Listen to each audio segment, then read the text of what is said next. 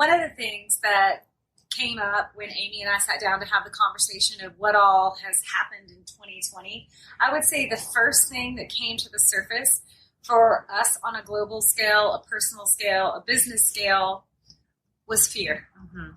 Fear. And I'm not saying that in a good or bad context or anything. It actually is a good thing to have those fears come to the surface, because then it allows you to see what your deep-seated fears are and reflect on why they're there, what you can do to heal them. It's an opportunity for growth.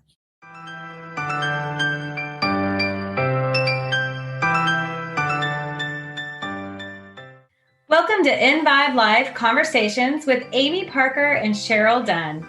By tuning in, you are joining a community that will inspire you to increase balance, wellness, and joy in your life. We'll offer expert information and insightful conversations to help us on our journey to live more EnVibe. For more information and articles, remember to also check out our website at envibelife.com. That's EnVibelife.com. We're grateful that you're here.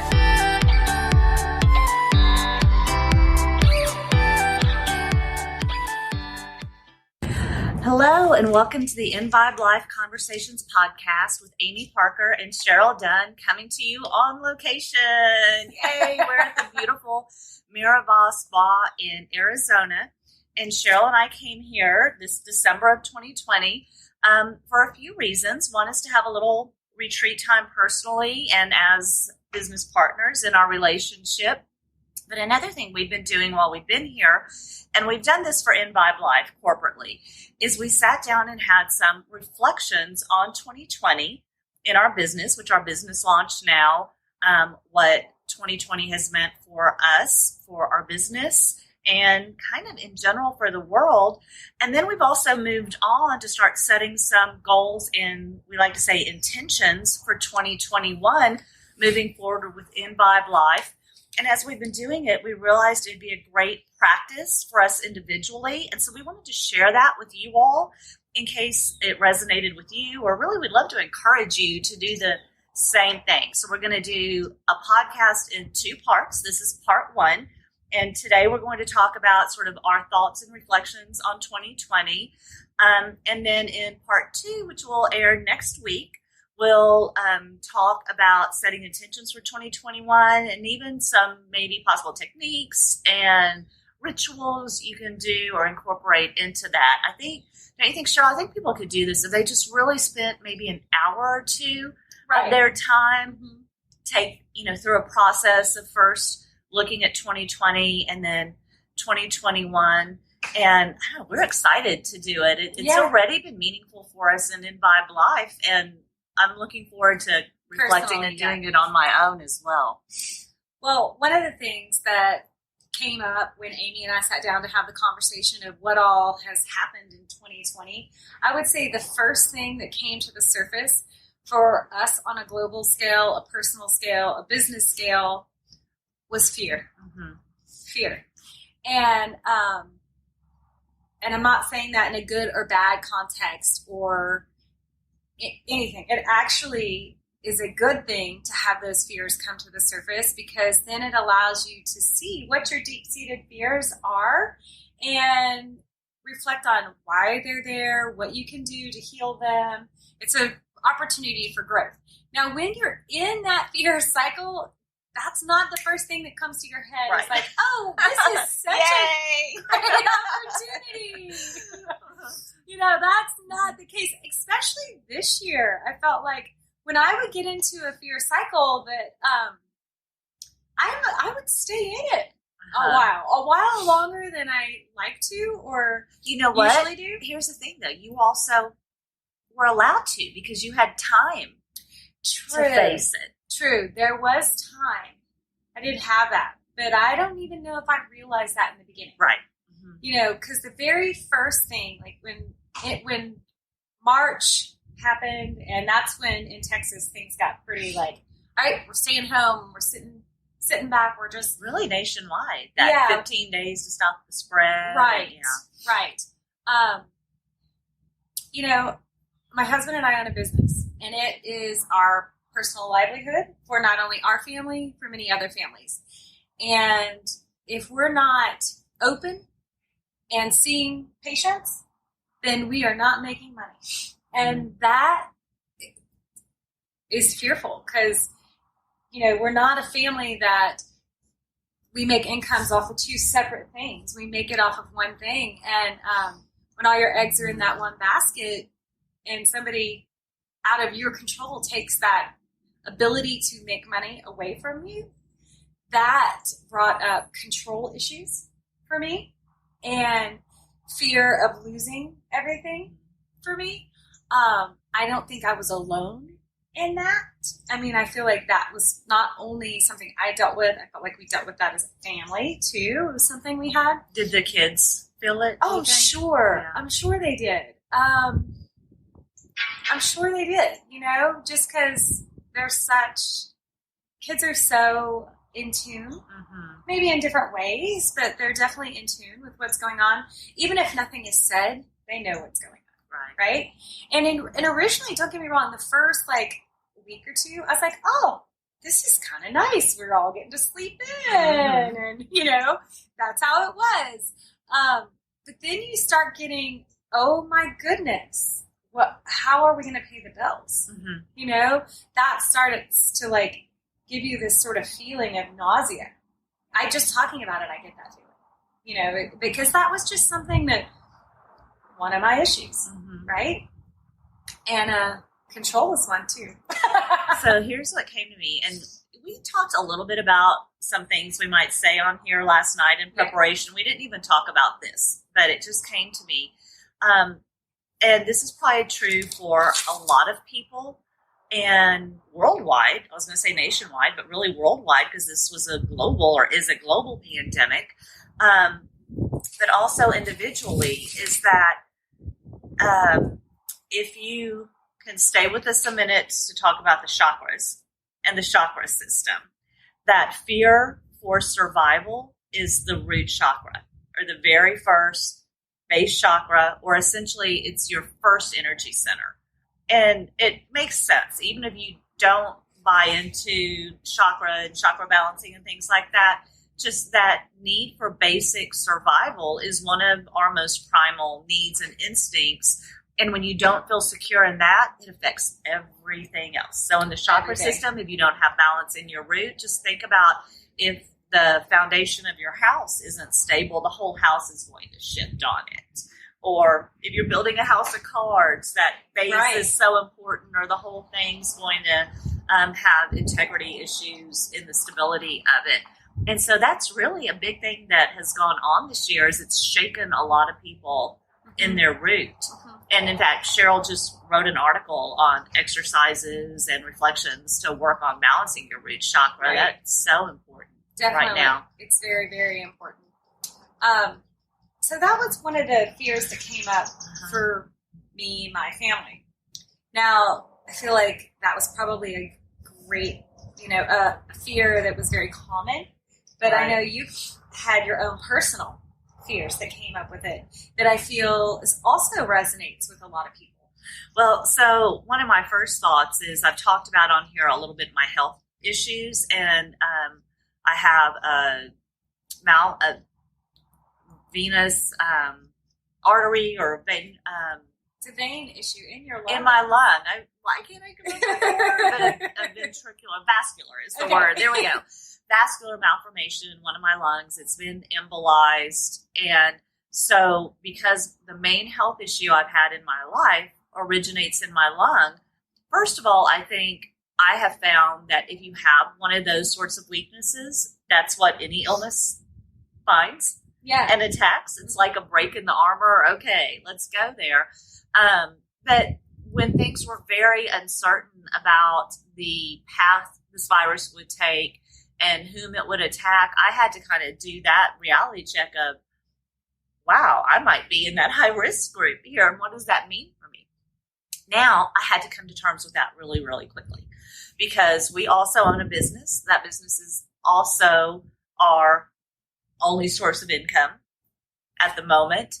And my husband was deemed an essential employee and employer, like by the federal government almost immediately. And so I had to come to grips with the fear or be immobilized because we couldn't. And for us, not only would we not have income coming in, we were actually in a situation where if he would have shut down or stopped working, we would have been fined. So they would have been fining us for not showing up to work. And so quickly, he had to, first of all, make a lot of adjustments. We'd have a lot of conversations about, all right, we've got to get PPE for everyone. This is how we're going to go about doing this. That first weekend the country shut down, he put rules and regulations into place that he sent out company-wide. And we had to come to terms with the fact that he doesn't work always from our home base in Austin. The company does a lot of work in Houston, and my husband spends time in Houston every week. And at that time, he didn't even have an apartment. He was having to stay in a hotel. All of those things were very scary. Where I remember at one time I told him, well, if you're going to have to be there, maybe you just need to live there until this is over. Right. Where we had to kind of work through that and say, all right, that's not realistic for us, and that's not right. And so I had to do some deep meditation, soul searching, releasing fears that I had to go through quickly for survival in a lot of ways and say all is well. And you know what? Whatever happens, we'll be able to face it. We'll figure it out. We'll face it. So yeah, we had a different situation, but it was a lesson to me in adjusting, which we were talking about this last night. I think I was equipped to handle this situation. First of all, I do stay at home a lot, and so it didn't change a ton in my day-to-day, but also because I've had that one major illness. I also had very difficult high-risk pregnancies where I was put on bed rest, strict bed rest, like in a day where I would go into the doctor and they'd say, all right, you're going into the hospital now and you're not getting out of bed until the baby's born. And 5 minutes before you got to that appointment, life was normal. And then it changed in an instant. Yeah. Similar to my lung condition, I go in not knowing what I'm going to hear from a pulmonologist, and what I hear is, all right, let me get you a prescription for an oxygen machine because you're going to need to be on this until we can get this treated. And so again, life as normal changed for me quickly. I've also gone through in my past the illness and deaths of both of my parents, and I was there with them a lot. And my mother in particular had a roller coaster for about 10 years of very serious, like open heart surgery and very, very serious, where in a minute your life changes for the foreseeable future, which might look like months. And so I think I've had to go through that drill before, and it made me pretty resilient in 2020 for handling that. I don't think I ever feel entitled or expectant of the next 2 months will certainly look like this. And I know that I can feel secure in that or know that. I learned early on that that's not necessarily the case, how to flow with things when they do change.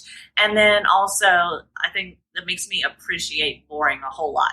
Like when I don't have anything going on, I'm very grateful for that because I know how quickly things can turn. So that was a little bit of a digression, but it also made me appreciate some things in my past for how they prepare me for the present. And so that was one of my takeaways from 2020 or dealing with the fear. And your fear was a health thing, not a financial thing. So just two different perspectives. Both, actually. It was both because, this could have been, we have had negative financial effects from the COVID situation that we're still dealing with today. So the country is still dealing with. Right. It's definitely been something for us to adjust to and deal with. We weren't concerned for immediate survival, like in the short term, but we knew over the long term it could very much affect us and may still. We're still a little bit in that uncertainty about what the next 2 years, 5 years, 10 years might look like. And I think that's a big fear is the fear of change. And I think that's very common in the country right now, people not knowing what a year is going to look like. What it's going to look like, what's going to change with it, what rules are going to change legally with the change of what's going on and, with the change of our leadership, that sort of stuff. I think that fear of change, is real. We all have it, and we do know that change is good. We have to open space. We do know all that. It doesn't make it easy. Right. These are important lessons if we can learn them. And then, we all had some we were kind of talking about the high level fears and changes. There were just some very real things. Like I all of a sudden had 5 people in my house all the time. And so my food demands were tremendous, and things that I'd never done. I mean, since my boys were little, like going to the big wholesale store to stock the freezer, because what if I need to feed 5 of us, 4 of whom are large men, for 2 weeks without being able to leave the house, which is kind of what we were told to prep for. And I mean, I got to tell you, toilet paper was real because we went from me being home all day and then everyone else being in school or work or whatever to everyone being there all day and me having more people in the house. It's like, okay, I really wasn't stocked and ready for this. Tissues, toilet paper, all of those things. I really did have to scramble for it first to be able to get through that. I was lucky that didn't change for me. Right. That kind of got, we were all there together. So it was fun. We played lots of board games. Yeah. That I'll reflect on part of the good part. But I want to bring up one more little fear that you have said you were prepared for and dealt with easy. The fear of the unknown. That doesn't bother you, or you can handle it. Really. You flow with it. The fear of the unknown is super scary for most of us. Just not knowing what tomorrow holds is a very real fear. Yeah. And I understand and empathize with that. I think I have, again, done a lot of work on it because of the things that have come up in my life before. And also, and our last podcast was Embrace Change. So when we recorded, I also think change is exciting and expansive. And so I also welcome, or here's how I would face the unknown. Is to ask for things to be, a certain way, but really what is the most beneficial this situation could be for me, and allow God to bring that to you. And so there's a little bit of excitement in the unknown for me. It's like, I wonder what will come up. I wonder what will happen that maybe I haven't even thought of before, that maybe I wouldn't have made the space for if this circumstance weren't pressed upon me. Right. So you were talking about how your house changed, your daily thing, and mine didn't change too much. But one thing that did change was I used to be the primary one to go to the grocery store, right? Because I just had more time on my hands. My husband, who's like super sanitizer, I kind of tease him about that. He wouldn't let me go anymore because he didn't feel that I would do all the little steps that he required in order for us to get safe groceries at home. So I was like, oh, great. I'm not clean enough. You do it, babe. Yeah. He went to the grocery for like 2 months and did all the grocery shopping. It was kind of heaven. Did he like it? Kind of. He likes to eat way more than I do, So I think he liked a little bit of the control of getting to get more of the things he likes. He likes, I mean, there wouldn't be a vegetable that came home after he went, but but it was he took 3 pairs of gloves, and then he brought his sanitizer, and then the groceries came in the garage. In the beginning, everybody didn't know anything about this virus, so that was happening. And when he told me that was the order that everything had to be done in, I was like, that's ridiculous. I'm not doing it. You're out. Yeah. So he was like, fine, and you can't go to the grocery. I was like, great. You win. So another thing that changes, overnight, we had to switch from a business that was probably, this is my other business, by the way, that was probably running 10% virtual material. We'd been preparing for a few years to put some virtual stuff out there and been doing it, getting ready for it. But really, when it went to you're staying home, we went to 100% virtual business overnight, which it shook the energy and the system inside of the business. Stephen and I were prepared and ready for that. And we were preparing and getting our staff ready to kind of put themselves out there more virtually. Those that wasn't in their path, that didn't want that, when we switched to 100% virtual, they were no longer part of the team. Yeah. Because they couldn't do it. Not right, wrong, good, or bad. Just couldn't do it. So immediately it shook up. It was kind of like, okay, this is where we've been going, and now we're forced to. So you're either on our ship or not on our ship. And so it shook up that. I feel like everything kind of shook out, and everyone is now where they need to be. So it's good. It's probably better for everybody. Those that are still there, those that are not there. It's better. It's a lot of change. It's a lot of change, but that change, in hindsight, when you look now, just the energy and the feeling at our business is awesome. Because we're all, I feel like we were trying to shake things up before to see how it was going to play out. But COVID really said, all right, you're either changing or you're not. And so we knew we were heading for this plan, and all those that wanted to come with this plan came. And so now we're all with the same plan, the same energy, the same frequency, the same goals, the same respect and love. And it's really a very pleasant place to be, and so that's been a positive out of that. Should we look at more positives? Let's do. So there's a lot. I think this is what I really would love to encourage everyone to do about 2020. First of all, everything we just said, honor everything you've been through, because it has been a lot for almost everyone. Grace. Yeah. Give yourself some grace. And the people love, around you. Compassion. Yeah. And, pat yourself on the back a little bit and think about what things were like, let's say even on February 1st versus today, and everything you've learned, done, and changed in that time. And be proud of yourself. Be glad for your ability to shift and adjust and change. And so, flood some gratitude into that, I think. But then maybe also spend some time and I feel like there's a lot of, all the memes and videos out there about how horrible 2020's been. I'd really love to encourage everyone, look at the positives that have come out of 2020. Because again, remember, if you focus on what you focus on is what you'll find. Right.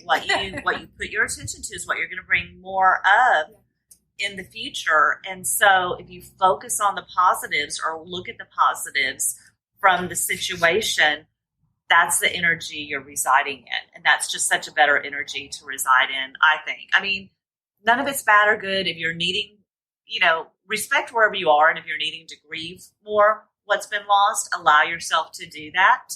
But maybe, one light at the end of the tunnel would be to start to look at those positives. And I mean, you mentioned one right off the bat, more family time. Yeah, it was so fun. We played lots of games and, And I know that you shared, and again, I went through a process like this just on my own because of changes in my life a few years ago. But I remember you saying, everything, I lived such a hectic, frantic life. And now that everything's gone, and I've actually heard a lot of people say this, now I'm going to choose what I allow back in. That's exactly it. Which is living a very intentional life. Yeah. Mm-hmm. That was definitely happened to me. Because it was crazy leading up to COVID. And then I was able to just take a breath, and literally as things opened back up, and for us, they did open quickly. Now we're not at capacity, but they opened quickly. Mm-hmm. So we were able to get back in and start seeing people.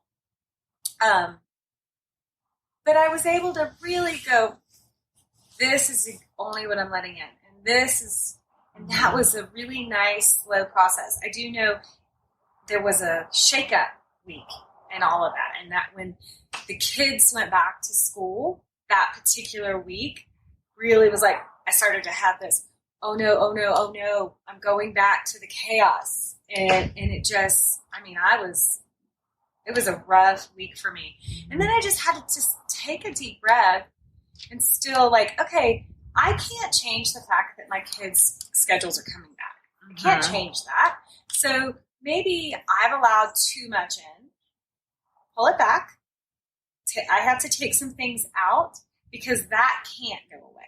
And there are things like that. You can pick and choose what you want in your life, but I can't take away the fact that my kids got to go to school and somebody has to make the lunch and somebody has to, you have to balance your checkbook and pay your bills. I mean, there are things that aren't always fun that you have to do it. Yeah. And get to, and you know, I try and reflect and say, I get to do them. Mm-hmm. Right. You get to do them. This is something I want to take away just from that little statement. I had a dear friend of mine from college who loved to exercise. Loved it. Like, she was a runner, she was a health nut, and she was like the only one in my sorority that was probably this way, because the rest of us were not health nuts at that time in our lives. We're like, we'll meet you at the bar, you know. But she was so like happy and inspirational and was just like the cheerleader for everybody. And she continued that sort of lifestyle after college. She ended up with breast cancer that kind of spread all over, and she passed away. But I remember her putting a post out of her sitting in the middle of an exercise room and saying, be grateful when you get to exercise. I was just like, oh, that's so true. Like, because people complain all the time about the things in life that we have to do. And if you just flip it to the things we get to do, because we're either here still, right? Or you have the legs that will move you, or the lungs that will breathe for you, you know, that kind of stuff. It's just, that's something I feel like in 2020, it came up for me a lot, that sort of statement. We get to spend time together. Well, and it's a real exercise in my favorite mantra of all is well. All is well. That, you know, in this moment, all is well. And you know what? In the next moment, all is well. And in the next moment, all is well. And when you kind of start to realize that wherever you are or whatever it is, to me, it helps me. That's sort of like my breath through the moment, or my putting space around a difficult situation. We got lots of opportunity to say it this year. We did. But I think my biggest, what did 2020 teach me more than anything else? And it was a very spiritual lesson, because, you know, you hear about unity consciousness, or the concept that we're all in it together. How, you know, when even one person is up, really, we're all affected. When one person is down, really, we're all affected. We're all one in the body of Christ. We're all part of this unity consciousness. However you think about that, to me, this was such a tangible lesson in that something that was, you know, across the world one moment could be in my neighborhood the next. A virus, a living, breathing entity thing could that fast spread around the world. It's like, yeah, it's crazy. Just like joy can. Or good intentions can, or bad intentions can, angst can. And so that was a lesson to me in us all being interconnected and interrelated in a very real way. Totally. I heard someone say one time, and this goes to like how we were talking about giving yourself grace. You have to give your neighbor grace. Yes. Because I heard this explained as like, there's a storm happening, and we're all in it. The whole world, we're in this storm, but we're all in our own boats. Right? Yeah. I don't know what's happening in your boat, and you don't know what's happening in my boat. So our choices that each of us make are right for us in that moment. So therefore, you have to release the judgment on what you might think the other person is doing is wrong or right, that kind of stuff. Right. So there were lots of opportunities for us as a global scale. You're right. To just appreciate the storm, respect each other's boats and choices, however you want to put that. And, you know, because even as you and I described with our businesses, we had two completely different sets of logistical concerns we were dealing with. Yeah. And if you're not in someone's boat, you don't quite get it. Doesn't matter how much you think you get it, you don't get it. Right. And you're right. It was a year we were talking about a lot of fear. It was also a year with a lot of judgment. Yeah. And we had, you know, in the United States, we had heightened political tensions exacerbating that, I think, or maybe that exacerbated the heightened political tensions. I don't know. One led to the other, led to the other, led to the other. But there was a lot of judgment. It'd be nice to put some healing into that judgment. Yes. And I think one thing that you have to remember, because I think not only were we all victims of placing judgment, but we were all victims of being judged. Just keep reminding yourself when someone judges you, that's out of a place of pain. Right. They're judging themselves very harder than they're ever judging you. So just flood them with love and forgiveness and compassion and healing, because it's not about you when they're judging you. And I promise, this seems like a really challenging concept to a lot of people, but the more you do it, the more you realize it really just helps you and makes you a happier person. And the happier you are, the less you want to judge other people. You just want everybody else to be happy also. Yeah. And I wish you well, and I'm sorry you have to be in that pain right now. Yeah, definitely. So I think this was a good little reflection on 2020. We talked about the fears, the changes, and the positives. Yeah. Just encourage you to do the same and really let yourself grieve what you need to grieve. Yep. Show grace and compassion towards yourself for what you've been through.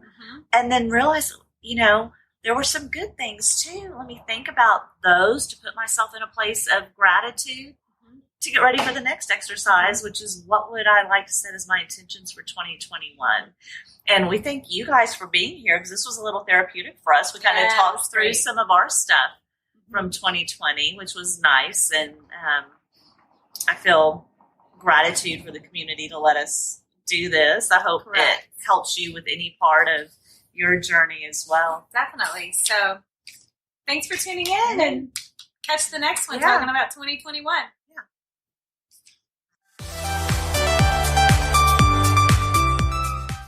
Thank you for listening to EnVibe Live Conversations. For more information and to join our community, be sure to check out our website at envibelive.com. We look forward to sharing with you.